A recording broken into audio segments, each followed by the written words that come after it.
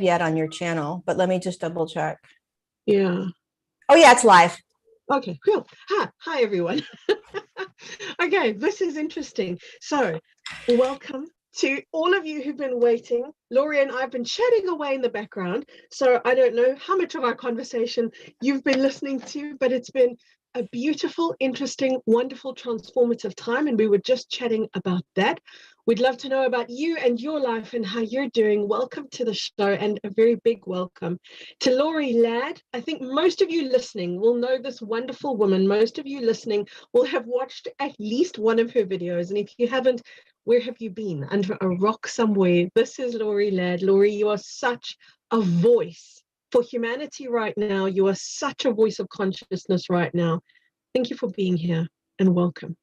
I'm so happy to be here with you. It feels so perfect. It feels like the absolute divine time to come together. Yeah. It feels really good.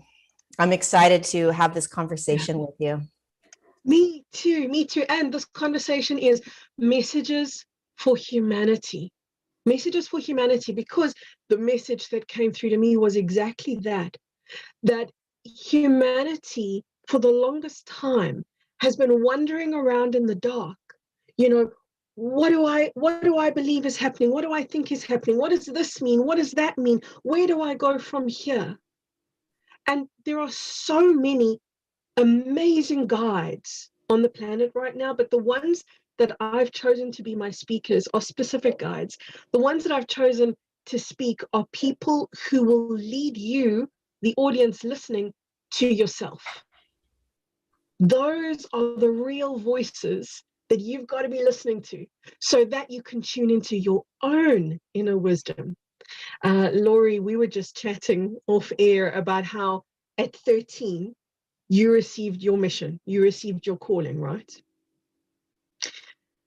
At 13, I received my mission, I received my calling. This is what we were just talking about off air.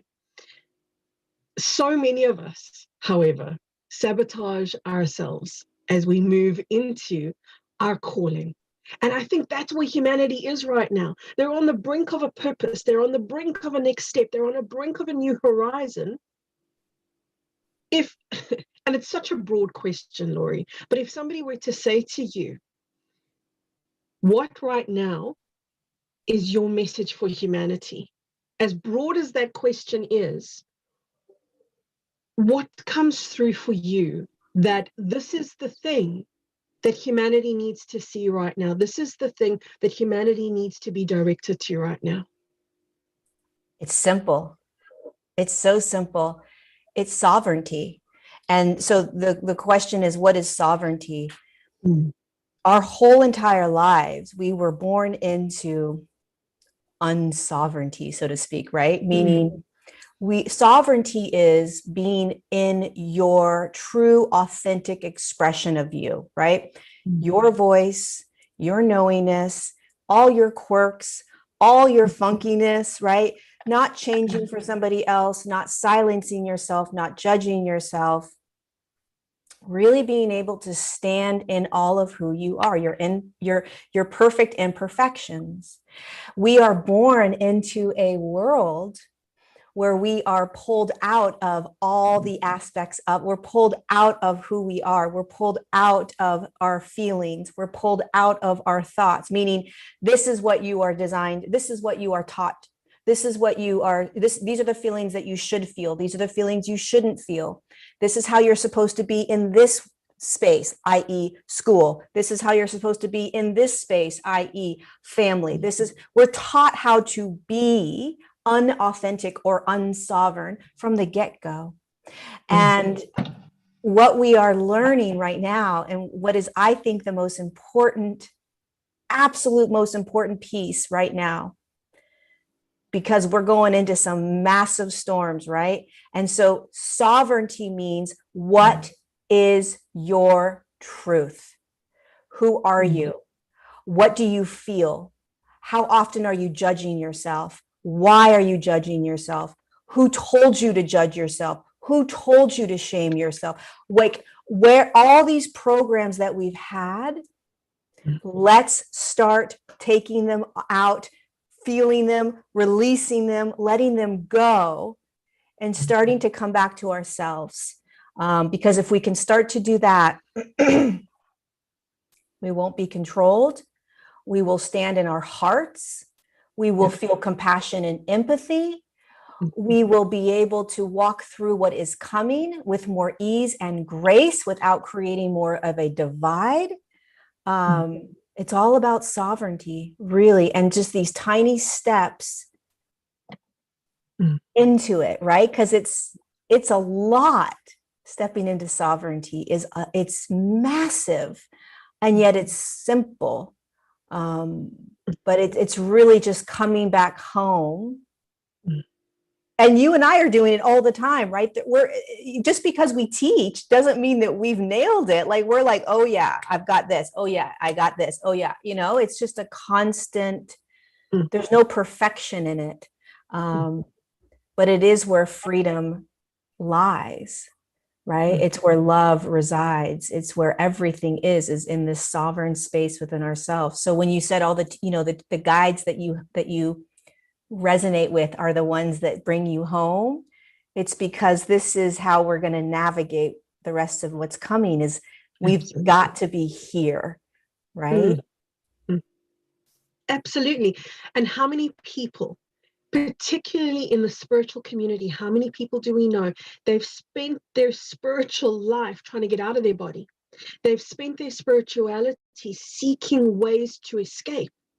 I remember being a kid in the 80s and the 90s, and astral traveling was the buzzword, and it was like everybody was going to learn astral traveling. But that's where the seed was planted back there. This is what spiritual people do. They go out of their body, and I've always spent all of my meditations and all of my focus with people and with myself. Get into the body. I swear it's why I was born in South Africa. Because this place is as grounded as it gets. It's as real as it gets, especially now. This, I've often looked around and wondered, seriously, what was I thinking? Why would I come here? It can only be for the energy of groundedness. For those who live in South Africa, or for those who've been here, you know what I'm talking about. There's really a specific energy that I don't get anywhere else in the world, and it's an absolute groundedness. That's the gift of Africa. But without that, maybe I would have been one of those teachers teaching people to get out instead of get in. Did you always know that it was about getting in the body? Oh my God, okay. Now you've asked me that question. I'm going to share something so personal with you. As a kid, I always knew this, and how I knew it. Laurie, no matter how much exercise I did, no matter what I ate, I was overweight. And the only place I could go to try and resolve and solve the problem was to my guides within. So I did, and they kept telling me, it's part of your spiritual path. And I would say, how is being overweight my spiritual path? Give me another path. That's the worst path you can give me. First, I'm in South Africa. I'm sure I'm in the wrong country. Second, I'm sure I'm in the wrong body. I mean, what is going on here? And it was like this groundedness that you get from literally holding yourself in your body. This is what you need. And it was my path to master. And I knew that only when I had mastered it would I be able to lose the weight, would I be free from the weight, and would I then be able to be literally light in my body. So yeah, I knew, because it was reinforced over and over and over again to me, the only way out is in. You've got to keep getting in. And I cannot tell you the amount of times that I went back to my guides and said, surely this is it. I can't get any more in my body than I am right now. And they would always say, there's more, there's more. So where a lot of people were focusing outside on resonance and vibration, I was doing the same thing inside though.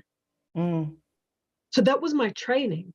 And it was very uncomfortable training. And I resented it, quite frankly, for many, many years. But that was my training. So answer to the question, I always knew that being physical and grounded inside the body was how we were going to ascend. Wow. Which is almost complete contradiction, because everybody's going like, you've got to get light. You've got to literally Yeah. be light inside your body, you know? One of the things that I've noticed is, this idea of getting lighter, lighter, lighter, or this idea of raising frequency, raising frequency, raising frequency. I'm one of those people that say, I don't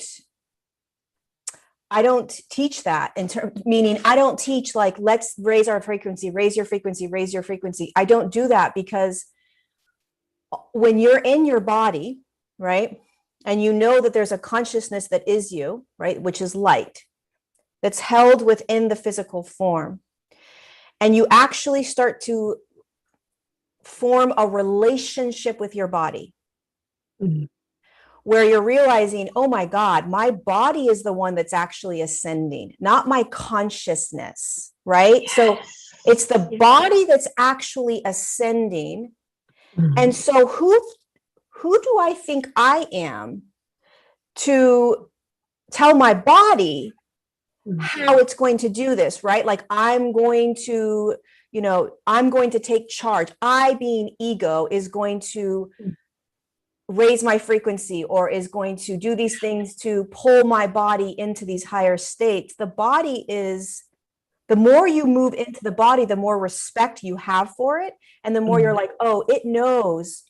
All I have to do is sit in the seat and trust that my body knows how to navigate this. And I didn't start going into my body. I mean, I had an eating disorder for a very long time. So I was never, and I was an alcoholic. I did everything. Wow. I did drugs. I had like relationships that were so unhealthy. Like there was, you name it, I did it to get out of my body, right? Like I had no respect for my body. I had no idea how to feel, I was numb most of my life. So it wasn't until about, no joke, I would say I really started coming into my body. And I didn't even know what that meant really until my guides were like, this is what you're doing. Get in. And getting into me was feeling. That really was it. Like, Lori, you've got to start to feel, and you've got to stop all of the things that have stopped you from feeling, which is men, alcohol, food, drugs, anything that would pull me out of really experiencing feeling. I had to stop. And that was how I got in. And it was about maybe 5 years ago. 5 years ago, I really started coming in. And as soon as I committed to coming into my body, well, first of all, the reason I did is because I committed to my work. And as soon as I committed to my work, I said, okay, I promise you, I was standing on a mountaintop and I was like, all right, I'm ready to go in and do and serve humanity. I'll do anything you guys, my guides, right? I'll do anything you want. I'll do it all. I promise I will say yes to everything. And I've said yes to every single thing my guides have asked me to do, including healing, including sitting, including going deep and dark and breaking down and breaking down and breaking down and being in a ball and crying, thinking I was going to die. Like I wasn't, like all this, just these really intense moments of coming back home to me, looking at all of the, the things that I thought about myself, the things I believed about myself, all of it. And that is where we become whole. That is where I don't believe in trying to raise my frequency. I think that is nonsense, because my frequency is going to raise as soon as I embrace every stinking aspect of me that I can't stand. That's how you raise your frequency. Yes. You don't raise your frequency by drinking green juices. You raise your frequency by saying, what else can I not stand about myself? Let me devour that. And that is how I have raised my frequency, right? And so it's the courageous path of, what else is there in me that needs to be loved, right? What else is in me that needs to be seen and held, because it is at that place that we can then turn to humanity, right? And assist humanity through this. Absolutely. It's so interesting that there you were escaping your body and I just couldn't. It's the Right. one thing I just wanted to escape and I couldn't. I just couldn't do it. And thank you, God, our paths were as perfect as they are because they led us to where we are now. But I think the conversation is gold for so many people. Do you know why? I cannot tell you the amount of times that I've heard people say, and it's heartbreaking to me, they say, oh, I don't think I'm going to ascend because Oh, I'm too whatever, like I'm too sick, I'm too fat, I'm too old, I don't know what it is, you know, as if they're the driver of ascension. right. But ascension is something that you allow. It isn't something you create, it's something you give passage to. So, like when you were there on the mountaintop and you were saying to your guides, I will say yes to whatever you tell me, whatever comes my way, I say yes to that. My words were slightly different, but equally powerful. I said to my guides, I'm willing to do these exact words, and I do not recommend people say these words unless you are seriously willing and inviting monumental change in your life. But the words that I used were, I'm willing to do whatever it takes. I don't know what that is, but whatever it takes in order for me to live my truth, that's what I'll do. Had no idea how potent those words were going to be and how they would radically transform my life and how they would take me years to actualize. But nonetheless, that was my path. And that's all we have to do. That's all we have to do. Just And, say you know, yes. just say, and the thing about it is, when you are evolving, when you're evolving into these higher states of consciousness, we already, you, and you know this, we already are what we are trying to get to. We already are it in the body. So conscious, you know, a light consciousness, spirit, soul, whatever words we want to use, God, we already are it. We are that higher state. Okay, the consciousness that dropped into the human body. So this human body is what is allowing us to access the higher states. It's the human body that has to bring itself physically into these higher states, right? So whatever is coming up in your ego, in your mind, in your thoughts, in your emotions, all of that, right, is in the body. It's not you. So when people say, I'm never going to be able to because I'm overweight, because I am smoking cigarettes, because I am ... You are attaching, right? They're attaching to that human experience. They're anchoring it in and they're holding on to it like, well, I guess I'm screwed. If you and I had done that, we wouldn't be where we are. If I had said, I am my eating disorder and I'm never going to I am my sexual abuse, I'm never going to I am my whatever it is, you have to learn to let go. You have to let go of what you think you are. You have to let go of what you think is stopping you, right? You have to let go and just say, I'm going to allow, like, what if just let it be okay. Let it be okay. Somebody messaged me the other day in my Patreon and they said something to the effect of, I am constantly having, tell me if you've ever heard of this. I've never heard of this. Memory grief, where you go back to the past, you look at photos and stuff and you feel grief. And they don't want to do this anymore. And I said, well, what if you just stopped trying to not do it? Meaning, what if you just allowed it and you just let it be instead of trying to change it or fix it or make it wrong? You were like, oh, I'm looking at photos. I'm feeling sadness. Next. Yep. Yeah. Right? What you're describing is the most masterful thing. And this is the thing about mastery. Mastery always sounds so stupid simple. It sounds so simple that a person would almost want to dismiss it, because it's like, well, it can't be that easy. And it's simple, but simple is not necessarily easy. There's a big distinction. But the simplicity of what you're saying is so profoundly true, and it is the pathway to mastery, because what you're describing is the journey from unjudging yourself, from moving out of judgment, which is where the attachments will come from, into acceptance, and from acceptance into divine neutrality. And when you're there in that place called divine neutrality, you are there in the universal cosmic 0 point. You are now a passageway and a portal for ascension to happen. That's what we're all here to do. So if we drop all of the definitions that define us, that client of yours was saying is in her photographs, whatever it is that we've used to define ourselves, limit and judge ourselves, if we could just imagine holding all of that stuff in our hands and just letting go, who are you then? Who are you when you let go of all that you are not, and all that you've judged, and all that you think you are? You're then a blank canvas that you can really explore and access. Because something that I had to learn, as painful as it was to love. People say, oh, you got to love yourself. This is true, but that includes the body.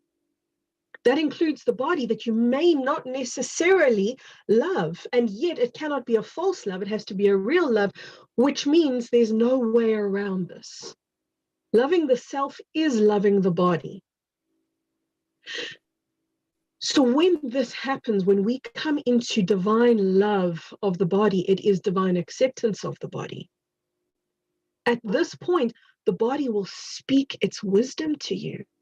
Mm-hmm. See, we're so busy telling the body who it needs to be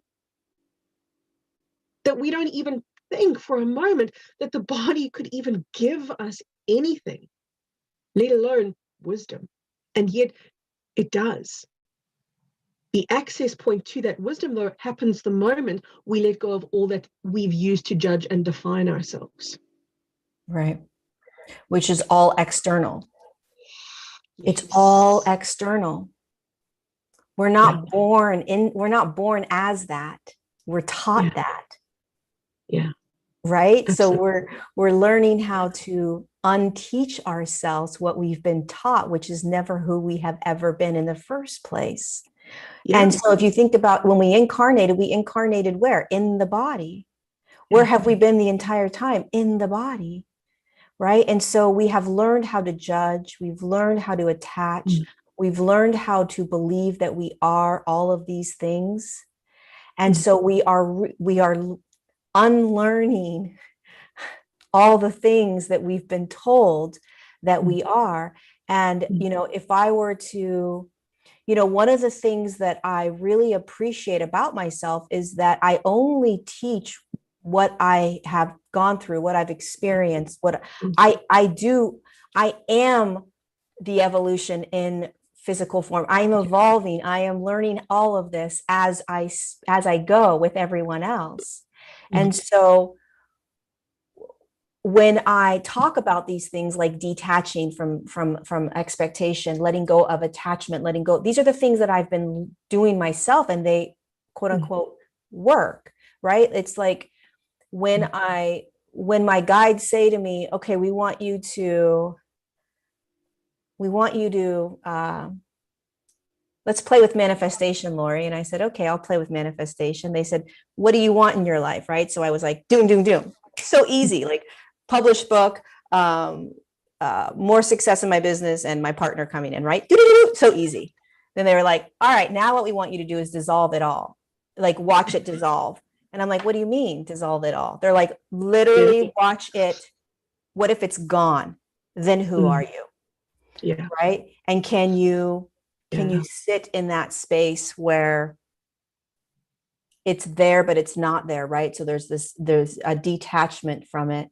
But it's the same thing with the way that I have been able to move through my life with every emotion, with every thought, with every belief, is that I think you're the same way. I don't attach to it. It's like I have something, right? I have an emotion, or I have a thought that comes in, or I have a belief, and the emotion I just feel. I literally just feel it. I don't attach to it. I don't put a storyline to it. I just feel it.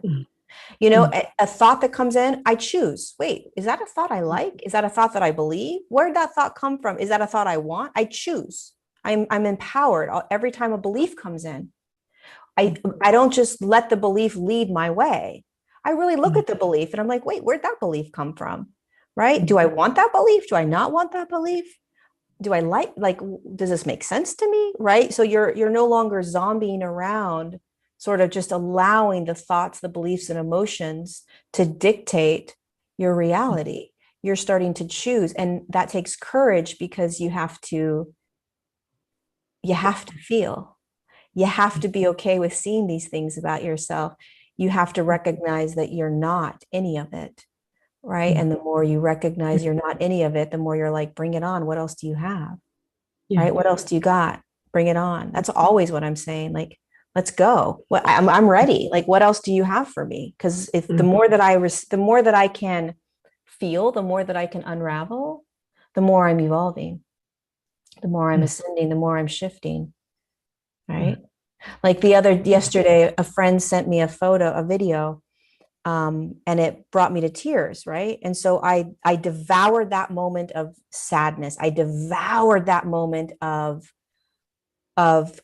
whatever I was feeling that brought me to massive bawling on the way to yoga. And within 10 minutes, it was completely gone, right? It was like, oh, now I'm back to a different state. So when you realize that emotion just does that, you don't need to say, oh my God, why am I feeling this sadness? Oh my God, is this okay that I'm feeling this? Wait, what does this mean? Do I have to do something with this? No, you just devour that emotion in that moment, and it moves. Yes. Oh my people in my Patreon community, you will know these words because I say them often, what you've just said. As you connect to whatever it is that you feel, the feeling releases itself.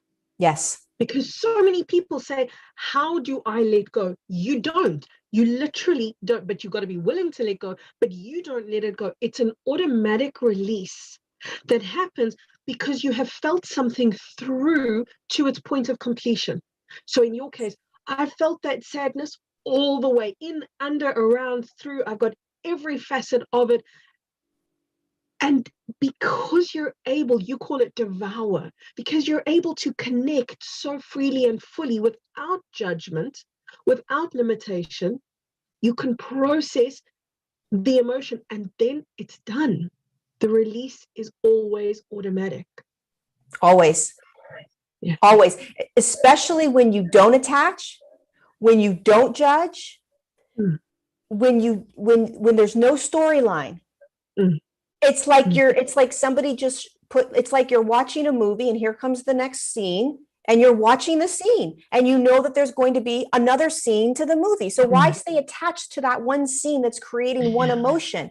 You know, it's like you're watching Beaches or something, or some movie that's like super emotional, right? I don't know why I said Beaches, but anyways, and you're on a sad, the scene is really sad and you're feeling that sadness. Are you going to pause the movie and just stick with this and try to figure it out? And why is there so much sadness? And what am I supposed to do with this sadness? And am I this person? And what caused this sadness? And but no, you're going to just let the movie, you're just going to feel it and let it keep going. Let the next scene come. Let the next scene come. It's so interesting to me. I love devouring the human experience. I love it so much because feeling is just a natural, we're designed to naturally feel in this third dimensional realm because there's so much to feel. And yet, and it's very simple. It's very simple to feel. And yet it is one of the most difficult things that humans are navigating is how do I actually just feel? And it is literally the key. It's one of the keys to the kingdom of heaven. Yeah. because we're never going to not feel. And we're going to feel a lot going forward. We're going to feel anger, sadness, rage, happiness, joy, peace, like all of that. We're going to feel it all. So learning how to, like you said, let it go through its entirety, and so that and let it just move out. That's one of the greatest gifts that the human can start to remember. Absolutely. And this is one of those cases where it's simple but not necessarily easy, because it takes willingness, and it does take practice, and it takes permission. Like, a person would truly have to give themselves permission to feel in such a way that whatever is coming, and I always see emotions like a wave. So as that wave washes into your being, because that's what the body is a vessel through which that wave is going to pass. And we're trying to deal with emotions out here, because the human doesn't want to let the emotion in, right? So we're trying to deal with it out here. And so what do? This is where we take the brain and we try to analyze the emotion, as if analysis and feeling are the same thing, but they're not. Mm-hmm. So we've got to let the wave into the body. And when we let the wave into the body to be experienced fully, that which you call devouring, experienced fully, at that point, we've got to be prepared to feel something in its entirety, instead of like this. When I say to people, can you feel your anger? They do this and they go, yeah, I'm in it right now. I'm feeling my anger. It's like, no, just open up a little bit more. And they go, whoa, there's more anger than I thought. And then I'll go, just check it out, relax into it, let it be there. And they go, what? This anger is huge. This anger is going to destroy the world. It's that big. Yeah, but it passes, because it's just a wave of energy. So that is something that's simple but not always easy, is recognizing that even when we feel, we tend to do it like this. We tend to feel a little slice of the pie, instead of realizing, oh my gosh, there's a whole pie and I've got to feel the whole thing. Like the whole wave, like just let the whole wave. Don't try to, because when you do this, it's control. Yeah. We like to be in control of the emotion, so that we know when we can let it go. Like, we want it to come in, I'm going to control it, the intensity of it, and then I'm going to drop it off at the bus stop, right? Like, I'm going to tell the emotion when it's time to go, right? Yeah. Because we are afraid that the emotion will stay. That's the fear. The fear is if I give myself completely to this, how long is it going to stay? How long? What if I have this emotion for 3 days? What if I have this emotion for 7 hours? Like, I've got to control it, because if I don't control it, then I'm not going to know then how long and how much and how intense, right? So it's a massive amount of courage and faith and trust that if something is coming up, because it's energy, just like you said. This is why I don't believe that drinking green juices raises your frequency and ascends to you, right? Because a green juice is not going to help you feel the energy that is stuck in your body. Okay? And the way you evolve and ascend is you release the density in your body. A green juice isn't going to do that. So when you have an emotion, it's saying, hey, Lori, guess what? Time to shift. Time to shift. We've got something going that's a little bit denser than than the frequency you're holding. Let's shift you. Every single time I know I feel something coming big that I don't want to feel, I am like, bring it. That is why I have evolved in the speed at which I've been evolving, because I literally look at every pain, every emotion, every trigger, every thought, I look at everything as the opportunity to move me into that next highest version of me. So I devour all of it. If you don't, it's going to come back. So why not take it now? Why not say, okay, give me that sadness, give me that depression, give me that anger, give me that rage, give me that frustration, give me that joy, give me that peace. I don't look at feeling joy and feeling sadness different. I devour them both in the same way. Like you would never look at me and say, like I'm the same person when I'm devouring sadness as when I'm devouring joy. It's the same. There's no, it just, it's like, you know, I'd be on the phone with my mom and it's like, oh, how's it going? Oh, I'm super sad today. I'm on the phone with my mom. How's it going? Oh, I'm peaceful today. It's the same. You know, so many times in my life, I've had people around me and I've made the mistake of thinking, oh, these people are my friends, so I can just be me around them. And a very painful lesson that I learned in my life was that there was an expectation of me as a spiritual healer teacher. And the expectation was, because you are a healer teacher, it means you're always okay. It means you don't get down, you don't get anxious, you don't get sad, you don't get angry, you don't get these things because, again, this obsession with elevating your frequency happens. So what I learned was, wow, that's interesting. People are not okay when I'm not okay. 10 years ago, I met my husband. And this is how I knew it was love, Laurie. I had a meltdown, but a full-on, proper meltdown a couple of days after we'd gone into this relationship.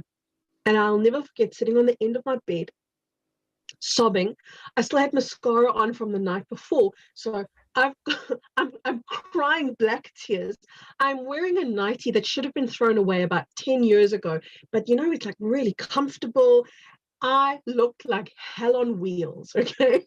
And I'm thinking, this poor dude, I mean, he's thinking like, there's the girl of my dreams, and I just dissolved into this absolute mess. So there I am crying, and he looks at me, Laurie, and you know what he says? He says, "You're so beautiful." And I go, "You're the one.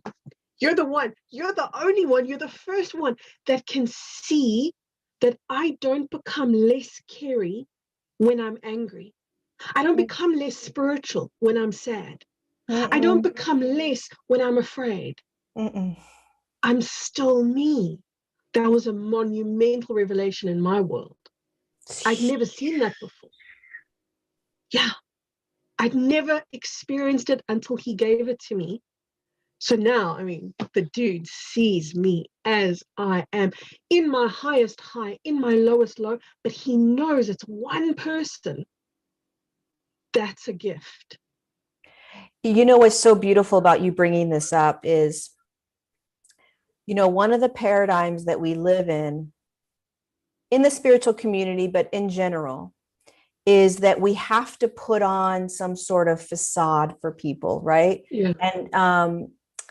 And God forbid you should do a video where you're crying. God forbid you should do a video when you're irate. God forbid you should show any sort of anything that is not of the highest caliber, right? And what I think is so valuable right now is that I deeply believe that as a teacher or as a whatever we want to call ourselves, we are here to mirror the human journey, the human experience. And if I can't show up authentically, if I can't be authentically me, like, then what am I doing? It is a facade, because every spiritual teacher, I don't care who it is, give me a name and I will show you aspects of them that they are still working on. We all are a work in progress, right? And I think it is a disservice to only show that you are put together and you have all of your cards in a row, and that's not true. Welcome to the evolution in human consciousness. I call bullshit on that. I call bullshit on it. And all that does is perpetuate a paradigm where these people are doing it better than I am. These people are more enlightened than I am. Have I gone through the ringer to get to where I am? Absolutely. Can I teach about it because I have? Absolutely. Right. But do we still show up as authentically as possible? Yeah, I think that's our role, is to do that. Because what it does is it allows everyone else to say, oh, there's nothing wrong with me.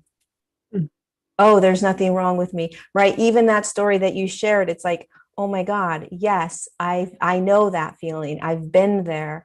Right. And the more that we can authentically just be us, the more it allows, for whatever reason, because of the world we're in, it allows others to be okay with being who they are. Right. If they see you and they're like, oh my God, she's just letting herself be her. She has the breakdowns. She has the this and the that. It allows, I think for teachers like ourselves, we think that we have to present ourselves in a certain way. And I think it's a disservice. I think everyone needs to see that we are all going through this. We're all going through it, right? To be all of ourselves is the most courageous thing we can do. For you to sit on that bed and say, okay, here it is. Yeah. Will I be accepted? Will I be loved? Will I be seen? We don't know who's going to do that until we do it. Yeah. We don't know. So we're acting like these people aren't going to accept me if I can just be as mushy and messy and like there's so much freedom in that. Absolutely. And it's real. And the thing that I've always found, and this is where I want to bring in a conversation about the galactics, because the thing that I have always found with them is that relationship of acceptance. There is no prerequisite for me to show up in their presence in a certain way. There is only the space for me to be as I am, where I am. And I don't know where you learned this, but I learned it from them. I learned it from hanging out with them, because this is how they deal with each other. This is how they deal with me. This is the relationship I have with them. It is so completely open. It is so completely free. There are no expectations. There is no judgment. You will not be less in their eyes because of something that you're feeling, because they know what feelings are. They're just transitory waves of energy. They're not a permanent definition. So the invitation to be authentic in their presence, yes, please. Yeah. And they know the human, they always say to me, and there's two things coming up. One is these galactic beings, or these higher dimensional beings, these light beings, these consciousnesses that are outside of the human physical reality, meaning they are not physical in nature. They are us. So that aspect that you connect to is inside of you. And so what they always say to me is, Lori, you're just being in the human experience right now. Why would you possibly judge any aspect of what you have chosen to be in? That makes no sense, right? It's like they're just kind of watching, like, yep, you're that. Yep, you're having that. Yep, we're going to guide you, but you got free will. Oh, look what you chose to do today. Like they're just watching you and like, loving every aspect of you, understanding that you're in the human experience. You got a lot that you have to navigate every day, right? And it's like, they always say to me that there's always the highest potential, right? Or there's always the higher version that you are moving towards, but you have free will, so you can do any roundabout you want. And they're just going to watch you do the human experience, taking a little cul-de-sac, coming back, right? Maybe following higher self again, maybe not. There's no judgment. A friend of mine, I was visiting a friend of mine the other day, and his guides came in really strong. And it was around a certain something in his life, right? And I spoke to him about it, and I said, listen, what your guide said, that you don't have to do anything, you don't have to change anything in your life, but if you want to see the highest potential for you, this is their recommendation, but you don't have to do anything, right? Because he was like, what, did they tell me to do this? No, they didn't say you have to do this in order to, be a better human. It was, there's a higher potential for you. This is the recommendation. Choose. We're not used to being in the presence of an unconditional being who holds no judgment over us. So it takes getting used to be in their space and to really learn what that is. And it is the greatest gift. It is the greatest gift that they've given me, is the freedom to be me, so that I can share it with others, so that I can empower others to be at that place. And I've used very, very similar words with people where it's like, this is what's being given to you, but it's not a prerequisite, and it doesn't earn you brownie points, and it doesn't earn you love, because you already are loved. It's only about ease of passage. That's all it is. This is the easiest path, but you take whichever one you feel like. We'll be here regardless. Exactly. Yeah. And it's interesting because one of the ways that I have been able to really understand this whole human experience is through their eyes, right? So it's like, and to know that they are, each and every one of us, every human body has that potential to see through those unconditional eyes. Like, we all have that within us. That's what we're learning or remembering or coming back home to. Because you and I have the ability to sort of really feel them and feel what that feels like, I think it makes it easier for us to experience that for ourselves and then share it with others, which is an absolute gift. But that's what sovereignty is. It's coming back to the whole complete you that sees you and the rest of humanity through the eyes of these higher dimensional beings. Yeah. Somebody wrote in the comment section, and by the way, I haven't been ignoring you guys in the comment section. I've just been so in this conversation with Laurie that I've barely had a moment. I've got the comment section here on my right-hand side. I've barely had a moment to look at the comment section because this conversation is so riveting. It's like speaking to a kindred sister.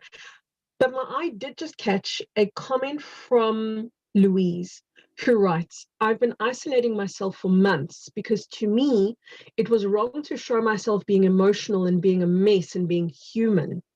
It's like we are pressured to only show the good moments of our lives. Louise, the thing that you can do for yourself and for humanity that will serve you and serve them, even if they don't like it, even if it's uncomfortable, is to be fully you, because we're the ones who get to break the old reality. We didn't come to perpetuate it. We didn't come to hide away from it. We came to be examples of another way of being. And there are always going to be those who look at us and go, I don't like that. I don't like what Kerry is doing. I don't like what Laurie's doing. I don't like what Louise is doing. It's okay. That's not enough to stop me, Laurie, or you from being the truth of who you are. Conformity is what got us into this mess in the first place. So let the inner rebel fire up and come out and just be the so-called mess. But just like my husband looked at me in my messiest moments and said, you're so beautiful. And I knew he wasn't patronizing. It wasn't like, that, oh, you're beautiful when you're angry, because genuinely I wasn't. Genuinely, I looked terrific. I'm under no illusion. It was the inner beauty. It was the realness of the moment that he loved. So when you dare Louise, and anybody listening, when you dare to get into realness with yourself, with others, I guarantee you, there are those, even if you don't know their names, there are those higher dimensional beings that look at you in that moment and go, she's so beautiful, he's so beautiful. That's genuinely how they would look at us, because we're bringing our realness into that moment, you know? And it's why, a lot of people say, not a lot, many, what's my purpose? What's my purpose? What's my purpose?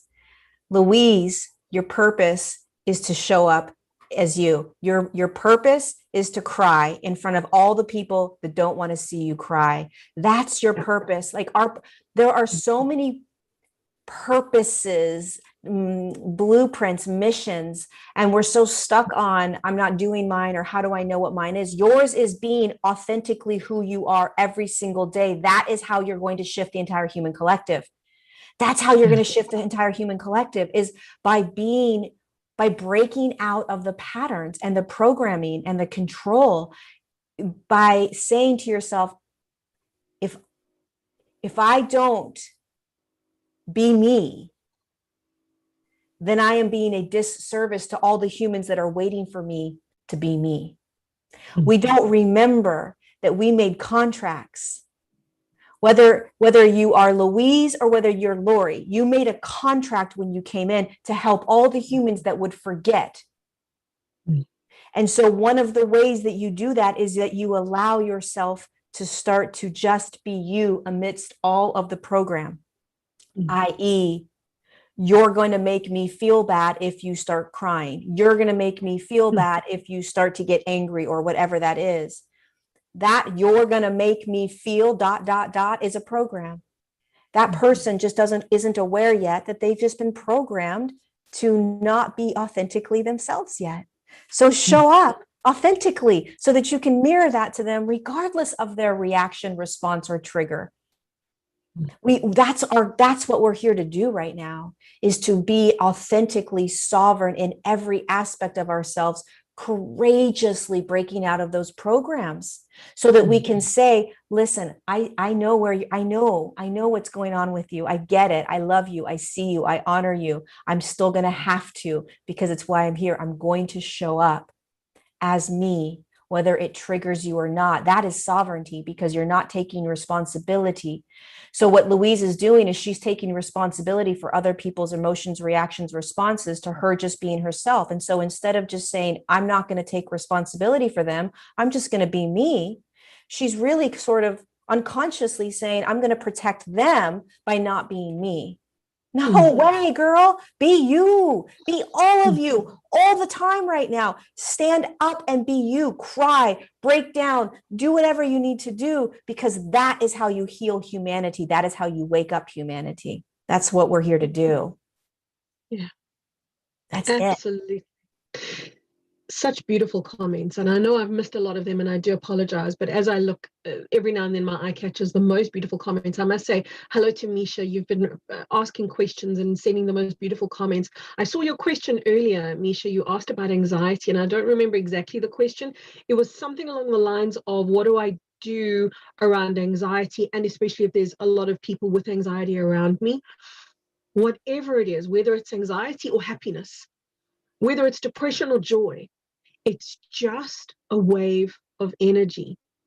Feel it so that you can release it. And something like anxiety, whatever the scary stuff is, whatever the judgment around that is, that's what's standing between you and resolution. So find that judgment, love that judgment, so that that judgment can become acceptance, which can become permission to let you feel the wave. And then you can be an example to those around you. Instead of a sponge taking in their stuff, you can be an example to them of how else to be in the world. But Nisha, you wrote a beautiful comment just moments ago. People were talking about normal, about being normal in the comment section. And Nisha summed it up so perfectly. Oh, sorry, it wasn't Nisha. It was Datsun Lover. This is pure gold. Normal is a mask. Ta-da! Yay! That's exactly Yay! what normal is. Normal is a mask, and by God, we're not here to wear them. That is it. What is normal? Programming, right? Well, yeah, yeah, exactly. And we don't have to conform to anybody else's idea of who we were supposed to be. The freedom to be you is now. You know, you started this conversation, Laurie, talking about sovereignty. And part of sovereignty is taking responsibility for where you are, what it feels like to be you in the world right now, so that all the shattered pieces of you, all the fragmented pieces of you, find a place to be whole. That's how I see sovereignty. It is our superpower. It is the most spectacular thing. And it's in these conversations, and these conversations are really activations, that we come back to our center, come back to ourselves. And so often it's just a little realignment. Don't you find that people often think like, oh my God, I've got to heal this huge, big, massive thing? And most of the time it's just dink, Click, click. it, Yep. Tiny little clicks, because if you start to look at the whole big picture, you're going to shut down. yeah, It's yeah, too big, it's too much. That's why yeah, presence is so beautiful, because when you start practicing presence, you can fully devour the gift of presence, right? yeah. Which is like, what is showing up for me right now, meaning I'm about to go to the grocery store, I'm driving in my car, I'm feeling a certain experience. I get to the grocery store, I'm now in line, and I have this interaction with someone. In that present moment state, what's the interaction? What am I experiencing? What am I feeling? Right? Like, the presence is where those are the little clicks. Those are the little tiny little clicks. Mm, Um, the little puzzle pieces that put it all together. And before you know it, you're like becoming more and more sovereign. You're becoming more and more whole. You're becoming more and more you. You're starting to speak your truth a little bit more. mm, Every present moment is an opportunity to mm, practice and to move mm, into that whole mastery state of being. mm, Um, because if you mm, look at the big picture, it's too much. It's like looking at a puzzle with 1,000 pieces, and you're like, I'm going to put that thing together. Like, I'm done. I'm out. Right. And it's like, oh, no, no, just put one piece at a time. Just mm, what's in front of you right now. What are you mm, feeling right now? That's it. mhm, That's how this evolution happens, is one mm, little at a time, one little mm. boop at a Yeah, time. yeah. You know? I so feel you in this presence, and I so feel the presence of presence itself in this moment and in this conversation.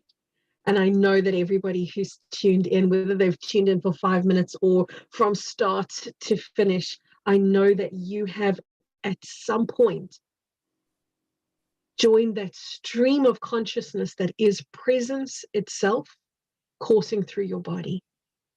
I am so grateful to have shared this conversation with you, Laurie Ladd. Thank you so much. It's been Thank you for such a being, pleasure. just thank you for being on planet Earth right now in this crazy mess called ascension. Thank you so much for who you are, for what you're doing. Everybody listening, my name is Kerry K. My YouTube channel is Kerry K. On Instagram, I am Kerry K. It's at I am Kerry K on Instagram. That's where you'll find me. Laurie Ladd, you are on YouTube. Your channel is Laurie Ladd. On Instagram, Laurie_Ladd, isn't it? Yep. Find her, connect with her. See me back again next week, Tuesday. I've got Jason Estes, that's another one. Jason, you and me, there's a galactic conversation that needs to happen there at some point, that I'm sure will take place. But next week, Tuesday, I've got Jason Estes with me. If you haven't heard him speak before, you need to. He's really a powerhouse. He's an amazing human being. And the following Tuesday, I've got Jen McCarthy with me. So there's a beautiful lineup of speakers. It is just for 6 Tuesdays. It is just for the teachers and the guides who I know will lead you to you. So thank you so much, Laurie Ladd. I loved it. I love you. Thank you for everything. Thanks, guys, for being here with us. Absolutely. Thank you. Thank you, everybody.